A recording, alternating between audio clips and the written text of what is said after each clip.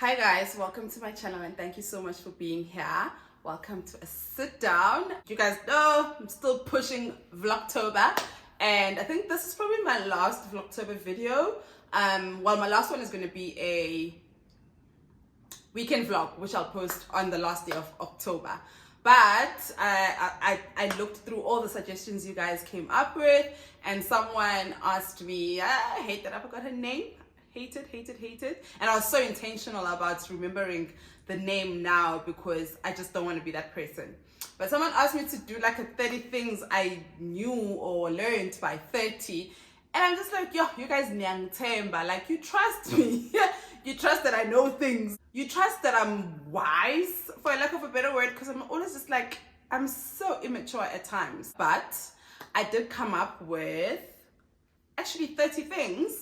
And so I'm going to keep looking this way because I'm reading out. I wrote down on my laptop. So I'm going to keep reading out 30 things that I knew by, not maybe by 30. I come 33 now. I'll see if I can come up with 3 more.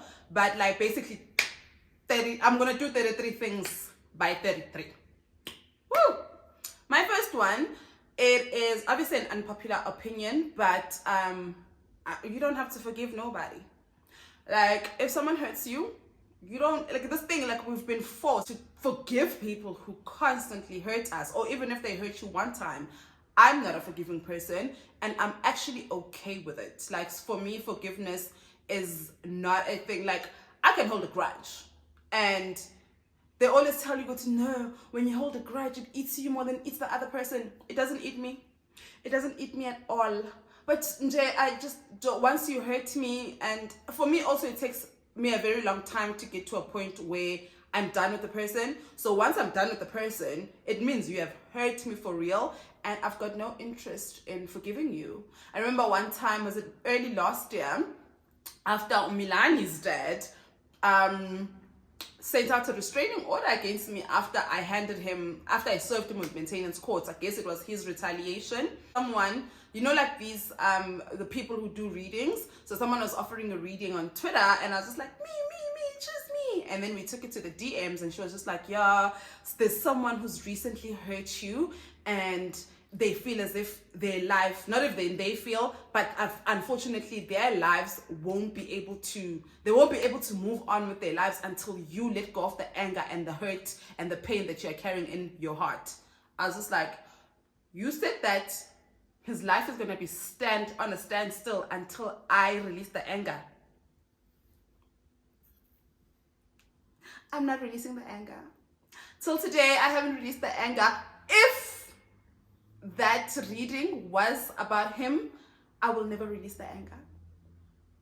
His life must be on a standstill. His life must be as horrible as he's made mine. And I'm okay with it. I'm actually okay with people who've harmed me. I'm okay with them living a horrible life. So I do hope that reading was about him. If it wasn't, then whoever it was about, if I'm holding anger against you, you deserve it. Number 2, I can be very vengeful, and I guess it also like correlates with the forgiving part. Revenge is needed.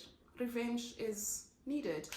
Guys, the things for me that I'm going to be talking about, I think it's probably more of an unpopular opinions than they are, but it's unpopular opinions / things that I've learned about myself and about life in general.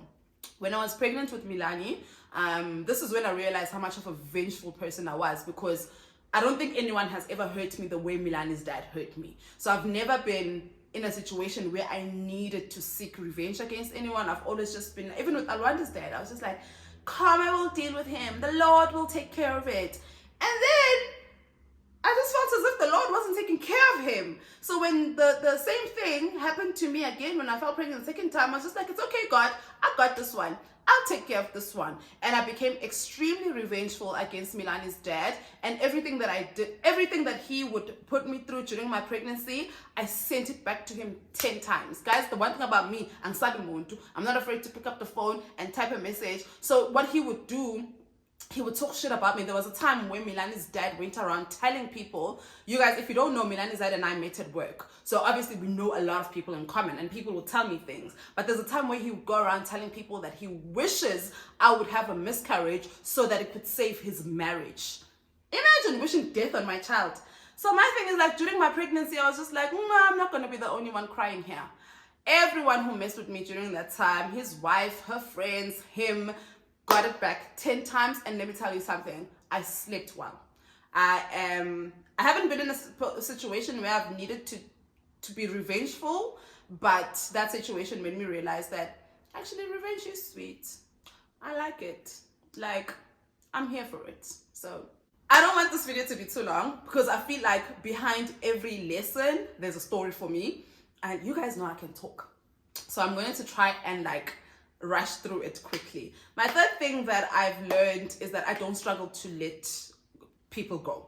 Like, it's actually something that I really, really like about myself. Letting go for me is easy. And I think it goes back to the first point of forgiveness, because by the time I have to let go of someone, that person has repeatedly done something. Like, you don't hurt me once and I let go of you once. Like, you'll hurt, we'll talk about it. You know, like, I'm human. I know people are human too. Like, unless I feel like you woke up that day and decided to hurt me, but I don't think anyone thinks like that. It's just a matter of, okay, we are hurting each other, or you've hurt me enough for me to just, by the time I let you go, physically, I probably would have let you go mentally. So I think that's when I realized I don't have an issue. As a result, friendship breakups don't rock me, because by the time the time we decide to break up, a lot has happened. I'm very easy at, it's okay, we can separate. Like, I can let go of people. As easy as it is for me to let people in, letting them go is just as easy. And I don't think there's anything wrong with that. Number 4, trust your gut. It never lies. Every decision that I've ever made was based on my gut, sometimes including my recent resignation, but literally everything that I've ever done, whether I'm moving to another province or whether, like, whatever decision, big or small, it's always from my gut for me. Like, my gut tells me, when something feels wrong, know it's wrong, and just listen to your body. Your body will always tell you. I don't know if it's just, maybe it's your body and God working together, but trusting my gut for me has led me to live the way I live, and has led me to this point I am in life.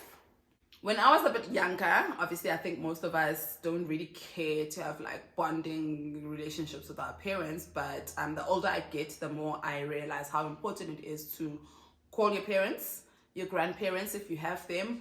Call them as often as you can. Like, I speak to my grandma every day, and I speak to my mom sometimes 3 times a day. It's a bit excessive. The older they get, the older I get, the more I value them, and the more I go through things, the more I become softer towards them, because wow, they went through a lot during a time where they couldn't even talk about it. So I value those relationships a lot. My grandmother and my mother are the reasons why I'm here today. So call your grandparents, guys. Call your parents if you have a good relationship with them. Yeah, this one, it's number 6. I don't think it's ever going to change. I don't love being a mom. Like, I don't love it at all. I've spoken about this. You guys know it. But I did make a decision to at least like it for my kids' sake, because I'd made a decision to bring them into this world. So I have to actually be intentional about what I do for them and with them, because they didn't ask to be born. But Miss Kulumikuniso, I hate everything that comes with motherhood. Literally. I hate everything that comes with motherhood except the children. Otherwise, 1 out of 10, and the 1 is for the children. That's it. Nothing about motherhood is glamorous. Nothing about motherhood is nice. Well, for me, I know a lot of people, they'll be writing, oh my gosh, motherhood is the best thing that has ever happened to me. No, my children may be the best thing that has ever happened to me, but having motherhood is the worst hood I've ever lived in. Number 7, I've learned that you don't have to like everyone, and not everyone will like you. And it was actually painful to come to this realization, because I grew up being a people pleaser. And when you are a people pleaser, you expect people to like you. What do you mean you don't like me? I'm doing everything for you, you know? And I had to grow out of it. I think I still am a little bit of a people pleaser, but I have it under control way more now than I did back then. But it hurts then too when you feel like, oh my God, I'm pleasing all these people, but they don't like me still. But that's okay. Like, you will not like everyone, and not everyone is gonna like you. Oh, number 8, people don't care about me as much as I think I am. I think it goes back to the previous point. I am such an overthinker. Like, I am such an overthinker as a result that I will ponder on something and like replay it in my head. Lapo, you, the other person that maybe let's say we had a conversation and I feel like I said something out of turn, I'll ponder it until I can't anymore, only to find that you are not even thinking about it. So it's coming from not that people don't care, but like literally people don't think about me and people don't care about me as much as I think. Not in a bad way, but like, there's no need for me to overthink every situation, because sometimes, like simple example, 2 weeks ago, I went out with my girls for a nice afternoon, and then me and one of the girls' friend got into a bit of an argument. I tell you, I literally didn't sleep that night, and the following day I called my friend. I'm just like, yo, I need to apologize to this person. Literally, and whereas my friend was still hungover the following day, so she was not taking my calls, and I was going crazy. And eventually she calls me in the afternoon. She's like, girl, what the hell? I'm just like, yo, I need to apologize to your friend. And she's just like, girl, ain't nobody, I'm with him. And ain't nobody thinking about that. Like, it was a drunken night. You guys had a little argument. It's fine. But if you really feel like you need to talk to him, it's fine. But I don't even think he remembers. And Nangapela, the guy didn't remember. So it's just things like that where it's slowly making me calm down when it comes to how much I overthink. Your life is here now. It has taken me a very, I don't even know if I'm there yet, but because I live in the future, as much overthinking will do that.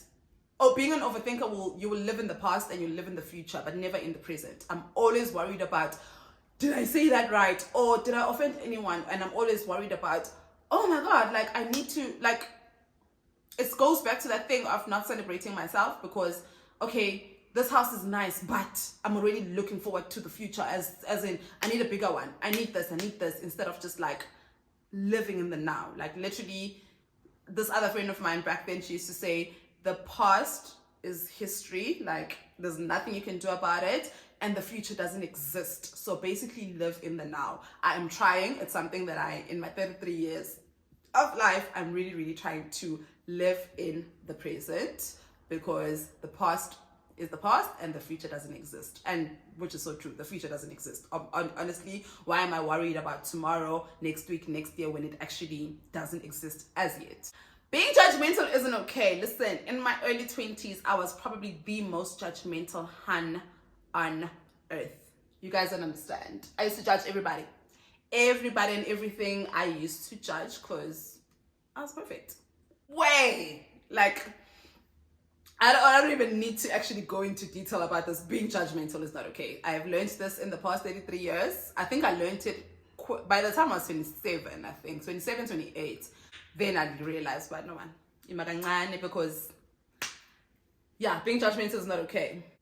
Stop waiting for something to happen for you to be happy. This goes back to living in the now. Most of us are very much destination happiness. Like, once I get a house, I'll be happy. Once I have a child, I'll be happy. Once I get the perfect job, I'll be happy. Once I get married, I'll be happy. Once I have my dream car, I'll be happy, instead of just being happy now. So like, you don't need to like wait for something to happen for you to just be present and be happy and realize the things that you have now are enough for now. Great, let's dream, but let's also live in the now. Basically, it's this. I almost feel like it's the same thing, but now for the longest time, I think I still am that person. But as soon as I buy a house, like my biggest dream is to buy a house for my children, and I always feel like I'm going to be happy as soon as I buy a house.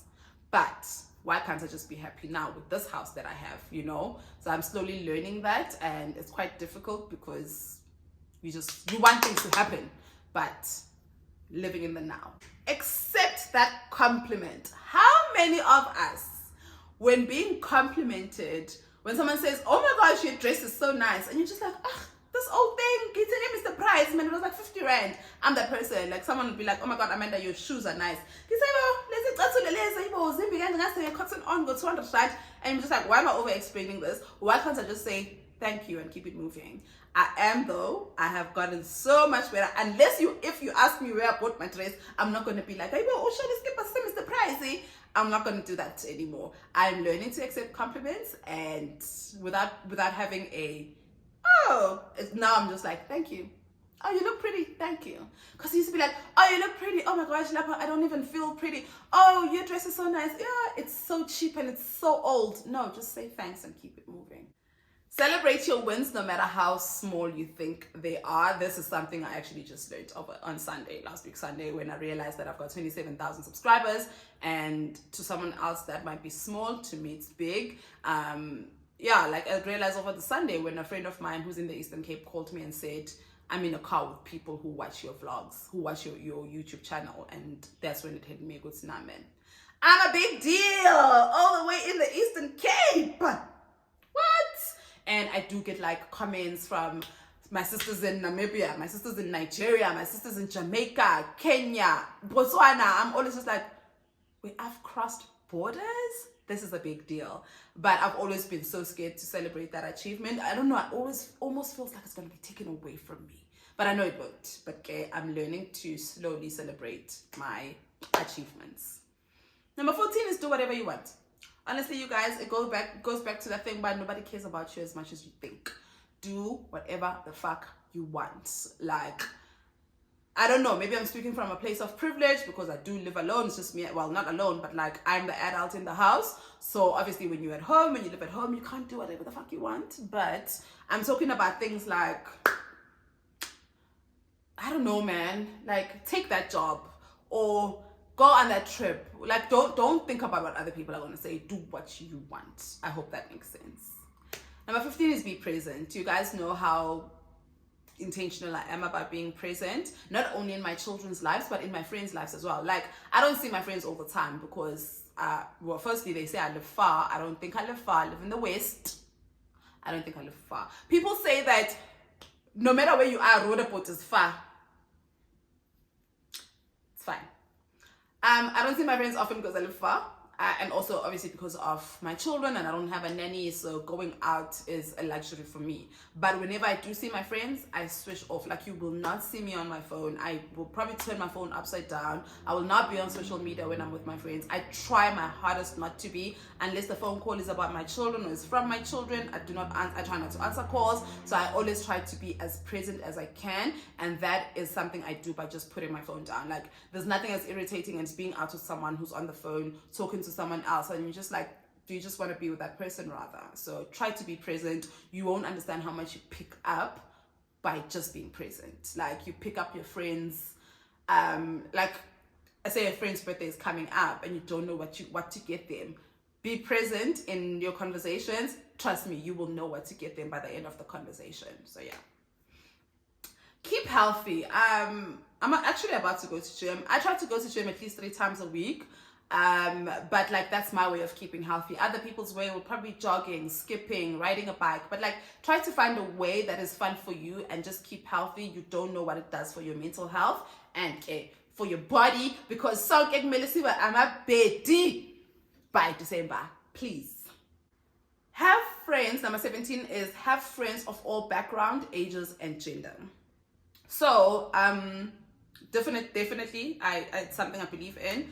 For the longest time, I think when I was in my early 20s, most of my friends were in their 30s, and I loved being around them because the knowledge that they throw on you, and when they go through things, you see how they handle it, and you're just like, I want to be like these girls. So yeah, most of my friends when I was in my early 20s were older than me. And Namanje, I think majority of my friends are older. I do have young friends. If anything, actually, I think it's a 50-50. 50% of my friends are older than me. 50% of my friends are younger than me. But what I have noticed with my younger friends is the age shaming. I think people are so scared of being old. So when you're friends with someone who's 33 and you're like 25, the age shaming is crazy. I remember when I had just turned 13, and this other chick, I guess I'll call her a friend. She was what, 23? Yeah, I was 30, she was 23. Everything, like her comeback would always be like, but you old. I see it even now with my younger friends. Sometimes when you try to talk, it'll always just be like, but you old.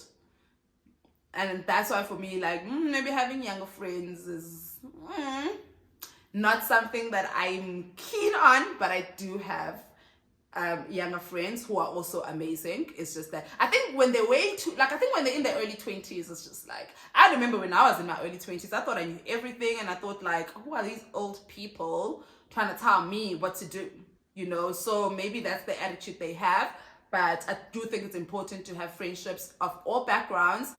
Like, we all come from different backgrounds and we all learn from each other, all ages, and gender, of course. I do have a couple of male friends.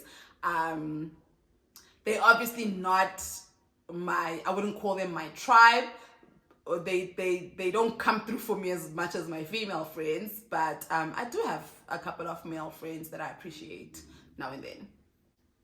My number 18, take photos and videos. Obviously, I document everything on YouTube, so I'm big on making sure to capture memories, whether you are posting them or not, or whether you are just like backing them up on your iCloud or your Google Photos. I think it is important to take photos. My number 19 is be kind. I can't stress this enough. Like, you guys, you don't understand how much a small kind gesture from you can make someone's day, even make your own day. So I won't say much, but that just being kind for me has got me to places that I don't know if I would have ever been just by merit. Failing is okay. Number 20. We have all failed in a couple of things that we've tried, and it's okay. Like, it's the same thing when we say rejection is redirection. I do feel the same way about failing. Like, failing is also a redirection, or maybe it's just a lesson that you need to learn to be able to, like, for startup business people, maybe you might fail on your first attempt, but you will learn so much during that stage that you will take into your next stage. So failing is okay. It does suck in the moment, but literally it's not as bad as it always seems. I've learned not to let outside opinions establish the value I place in my own life choices. As a single mother of 2 children with 2 different men, you guys, I don't need to tell you how badly society speaks about us.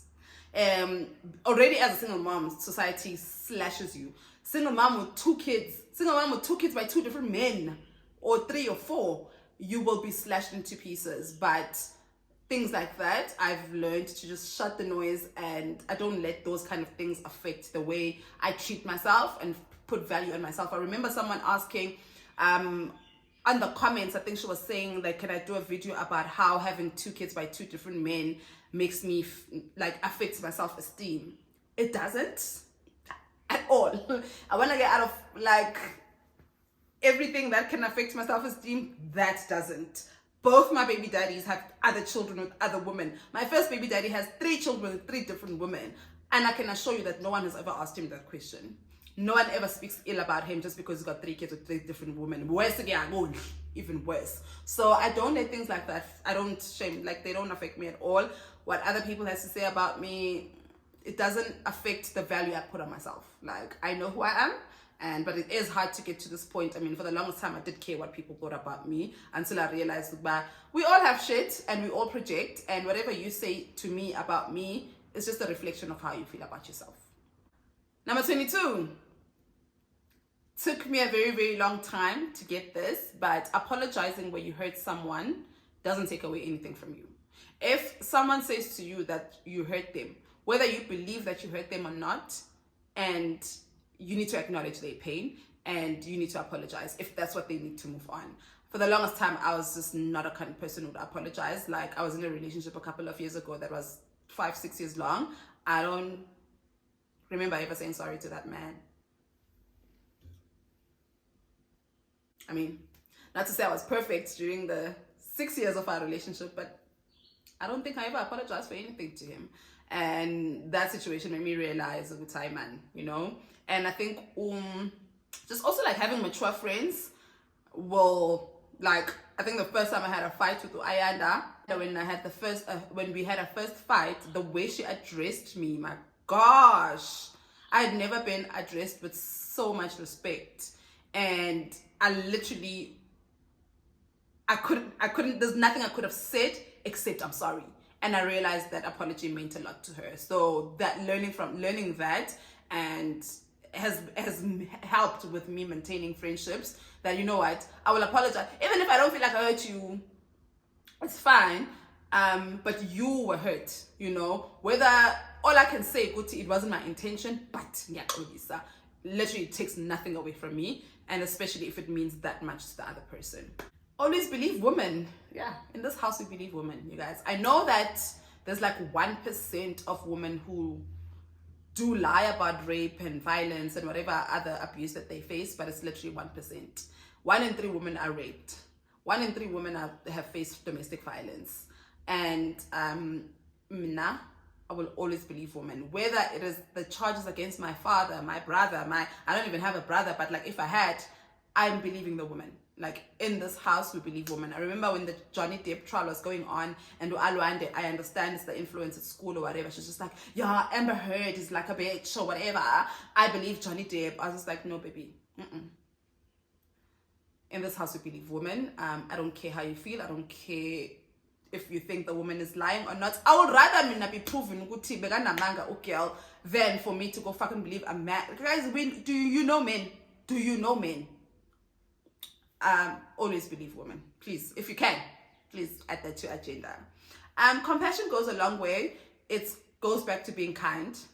Being kind, being compassionate, it goes a very, very long way. Like when someone is going through something, all they want is to be heard.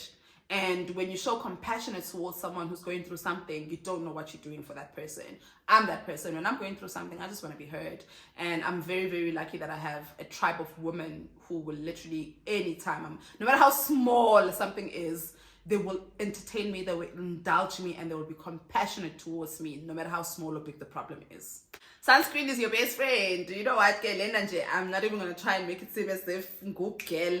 I only started using sunscreen this year. Please don't judge me, but yeah. I was also of the same notion that black don't crack. Black people don't need sunscreen, but like every time someone would be like, oh my gosh, ever since I started using sunscreen, my face has been amazing. And I can actually say the same thing. Like ever since I started religiously using sunscreen, my skin has been glowing. Always express yourself in the most respectful way. This goes back to the story I was telling you about apologizing. I will never forget how someone I hurt, or Ayanda, I will never forget how she expressed herself. It was in the most respectful way ever. And since then, it is what I do. Like when I express myself, I'm not like anymore. I'm very much you made me feel like.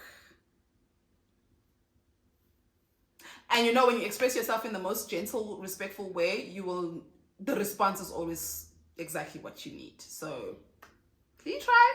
It's okay to, number 27, it's okay to let go of long friendships and relationships. I don't know how many times I've heard women saying they can't break up with their boyfriends because we've been together for 5 years, but he's not treating you right. So Subambelele on the number, there's another friend of mine who was, for the longest time, wasn't okay with one of her best friends, but her thing was just like, yo, but we've been friends for 15 years. And I'm just like, but they're not treating you right. They're not reciprocating the same energy that you're giving. So man, we hold on to the number so much that that's the only thing you have. We've been together for 10 years. Okay, and in the past 5 years, you haven't been treating me well. So I don't have like it's earlier on, I said, I don't have a problem with letting go of friendships. And like, I don't care how long we've been friends or how long we've been in a relationship. If I feel as if it's not working out for me, I don't mind letting go. I don't mind ending that friendship. Like for me, the numbers, it means nothing.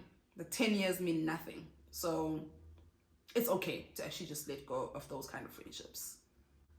Ooh, always speak your truth. Number 28, always speak your truth. I realize, obviously, you guys, you know, I'm on this channel speaking my truth every day. It's my truth.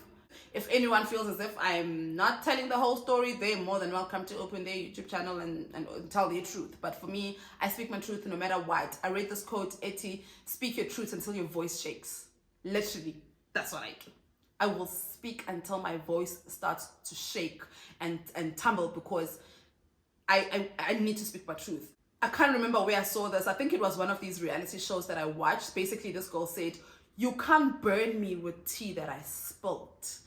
Guys, that thing has been in my head since.